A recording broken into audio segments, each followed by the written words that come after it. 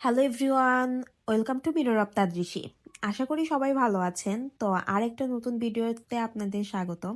এটা রামাদান 4 এর ভিডিও, মানে চতুর্থ রমজানে কি কি করলাম তাই নিয়ে থাকছে আজকের ভিডিওটা। তো এখানে হচ্ছে ফোন কেনা হয়েছিল একজন, তো সেটাই আমরা দেখতেছিলাম। ফোনটা হচ্ছে iPhone 15 ছিল। তো তার সাথে আর কি একটা ইয়ারপড ফ্রি দিছিল, সেটাই আর কি আমি আনবক্স করতেছি। বাট এটা না তেমন একটা ভালো ছিল না, একদমই লোকাল, গুলিস্তানে পাওয়া যায় সেই টাইপের, 200-300 টাকা হয়তো বা দাম হতে পারে। তো আমি ফার্স্ট আনবক্স করে নিচ্ছি, এখানে ছিল। আর এটা আইফোন আনবক্স করা তো একটা আলাদা, মানে ভালো লাগা। তো যাই হোক, আলহামদুলিল্লাহ ফোনটা কিনা হয়েছে। দেন হচ্ছে আমরা চিন্তা করতেছি আজকে আবার কি খাওয়া যায়। তো সবাই আর কি চাই একটু রমজানের আর কি স্পেশাল কিছু খাইতে, বা স্পেশাল ভাবে আমাদের হচ্ছে রোজাটা আর কি শেষ করতে। তো ভাবলাম যে আজকে তাহলে একটু তেহেরি রান্না করা যাক। আর তেহেরি রান্না মানে সবসময় এটা আমার দায়িত্বই পড়ে। আমি দেখা যায় রান্না বান্না করি, ওরা সবকিছু আর কি রেডি করে দেয়, আমি রান্না বান্না করি। দেন আমি এখানে সবকিছু বেটে নিছি। আর এটা না রসুন বাটা ছিল, আমি আগে হচ্ছে এই মশলাটা আগে রেডি করে নিছি, আর তারপরে রসুন বাটছি জন্য এই মশলার কালারটা হচ্ছে রসুনের মধ্যে চলে গেছে। দেন আমি এখানে মাংস ধুয়ে নিচ্ছি, তারপরে সব মশলা রেডি করে চুলায় আর কি গরম পানিটা দিয়ে দিলাম, যাতে হচ্ছে পরে ইউজ করতে পারি। আর তারপর আমি সরিষার তেহারিটা সবসময় সরিষার তেলে রান্না করলে ভালো হয়, সেজন্য আমি সরিষার তেলও এখানে দিয়ে দিলাম। পরে না আমার এখান থেকে একটু সরিষার তেল তুলে রাখতে হয়েছে। তো দেন আমি হচ্ছে পেঁয়াজগুলো দিয়ে একটু ব্রাউন কালার করে ভেজে নিয়ে দেন এখানে হচ্ছে আদা বাটা আর রসুন বাটাটা দিয়ে দিব। আদা বাটা রসুন বাটা দেওয়ার পরে একটু হচ্ছে ভালো করে ভেজে নেব, যাতে আদা রসুনের গন্ধটা না থাকে। তো আমার পেঁয়াজটা একটু বেশি ভাজা হয়ে গেছিলো, আমি মেবি ইফতার করতেছিলাম তখন, আসলে এটা আমাদের রাত্রে খাবার জন্য হচ্ছে রেডি করতেছিলাম।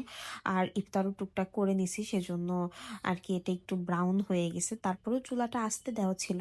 দেন আমি হচ্ছে এগুলা ভালো করে একটু কষায় নিয়ে মাংসটা এখানে দিয়ে দিব।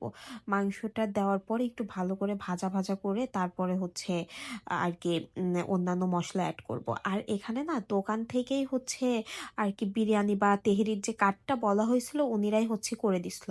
আর মানে মাংসটা না আমরা হঠাৎ করে যেহেতু প্ল্যান, তো বিকেলের দিকে মাংসটা কিনতে গেছি। তখন আর কি উনি অনেক মাংস দিচ্ছে, বাট 1 কেজি আর হচ্ছে না। এখানে 1 কেজির পরিমাণ ছিল 1 কেজি 100 গ্রাম।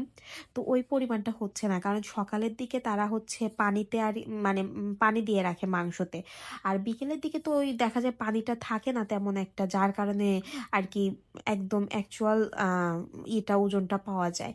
তো যাই হোক, এখানে হচ্ছে আমি পাশাপাশি অন্যান্য কাজও করে নিচ্ছিলাম। এই যে দেখেন, মাংস থেকেও কিন্তু বেশ পরিমাণ পানি ছাড়ছে, আমি কিন্তু তেমন এর মধ্যে একটু পানি দেই নাই। তো একদম ফ্রেশ মাংস ছিল। দেন আমি হচ্ছে যে মশলাটা রেডি করে রাখছি সেটা এখানে দিয়ে দিচ্ছি। এর মাঝে আমি হচ্ছে গোলমরিচ, লবঙ্গ, জায়ফল, জয়ত্রী, এলাচ আর দারচিনি, এই মাত্র 6টা মশলা, এগুলো হচ্ছে ব্লেন্ড করে নিছি।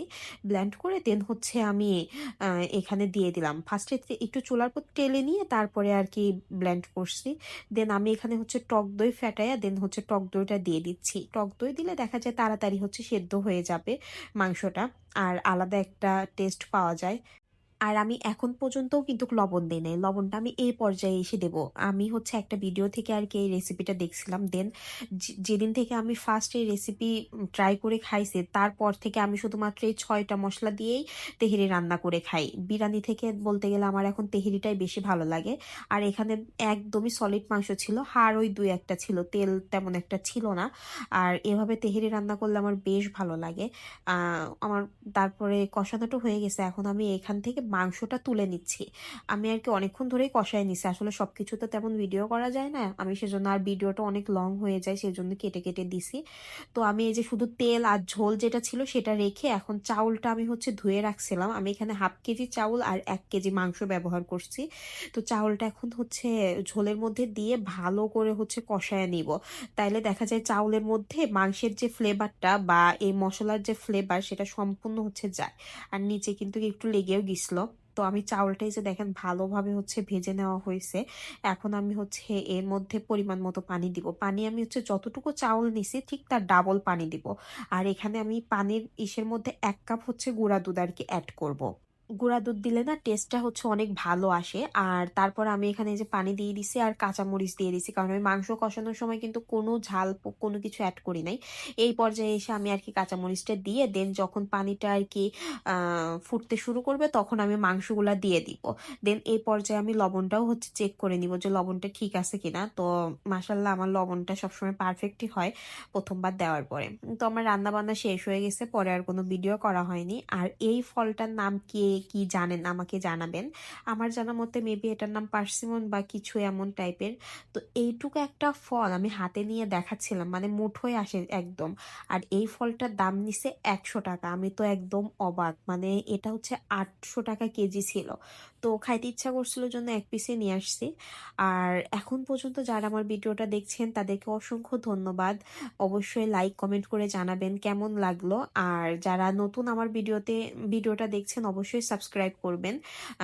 সাবস্ক্রাইব করে পাশে থাকা বেল আইকনটা অন করে দিবেন, যাতে নতুন ভিডিও দিলে আপনাদের কাছে সবার আগে চলে যায়।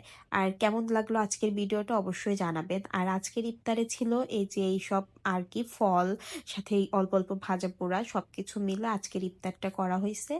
তো আজকে এখানেই শেষ করছি। ভালো লাগলে অবশ্যই কমেন্ট করে জানাবেন আর সাবস্ক্রাইব করবেন। আল্লাহ হাফেজ।